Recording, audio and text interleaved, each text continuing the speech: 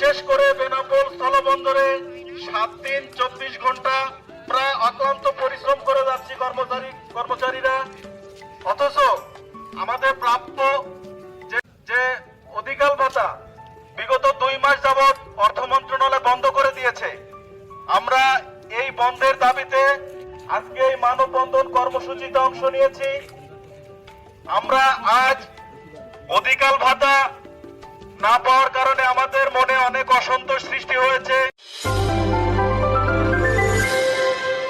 এবং অধিকার ভাতা যেন অনতি বিলম্বে আমরা ফিরে পাই, এজন্য আজকের এই মানববন্ধন। আগামী দিন আমরা যদি এই অধিকার ভাতা ফিরে না পাই বা কর্তৃপক্ষ যদি আমাদের উপর সদয় দৃষ্টি পোষণ না করে, তাহলে আগামী দিন থেকে আমরা আরো কঠোর কর্মসূচি নিতে বাধ্য হব।